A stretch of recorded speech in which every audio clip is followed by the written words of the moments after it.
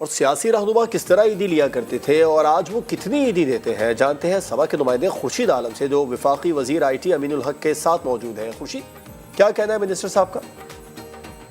جی ہاں بالکل، اہل وطن اور سما کے ناظرین کو عید کی دلی مبارکباد۔ میں اس وقت موجود ہوں آئی ٹی کے وفاقی وزیر امین الحق صاحب کے ساتھ، جو ایم کیو ایم کے ممتاز رہنما بھی ہیں۔ ہم ان سے معلوم کریں گے کہ ان کے بچپن کے دنوں کی عید کیسی ہوتی تھی، عیدی کتنی ملتی تھی۔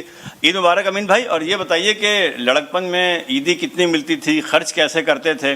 میرا خیال اس زمانے میں ہمیں عیدی جو 5 روپے ملا کرتی تھی، اور وہ بھی وہ واحد دن ہوا کرتا تھا عید کے دن، جب ہمیں ابا ہمارے والد صاحب خود اپنے ہاتھ سے عیدی دیا کرتے تھے۔ جب کالجز میں جانا شروع ہوئے تو وہ 5 روپے سے بڑھ کر 100 روپے تک بڑھ گئی تھی۔ جو ہمارا طریقہ کار ہے کہ نماز پڑھنے کے بعد جب گھر آتا ہوں تو تمام بچے موجود ہوتے ہیں، بیگم موجود ہوتی ہیں، تو یقیناً اپنے ہاتھوں سے ان کو، میرا خیال ہے اب وہ جو 100 روپے ہمیں ملا کرتی تھے کالج لائف میں، ہم نے اسے بڑھا کر کے 1000 روپے کر دیا۔ بچوں کو ہم عیدی دیتے ہیں، بیگم کو بھی عیدی دیتے ہیں، اور اپنے جو میرے چھوٹی بہنیں ہیں ان کو بھی عیدی دی جاتی ہے، اور بھانجوں بتیجوں کو بھی دیتے ہیں۔ تو یہ ایک سسٹم چل رہا ہوتا ہے۔ آج بھی یہ خواہش ہوتی ہے کہ بچپن زیادہ بہتر تھا، بچپن میں بے فکری تھی، انجوائمنٹ ہوتی تھی، اور ہر کام پلٹ کر کے اماں پہ ڈال دیا کرتے تھے۔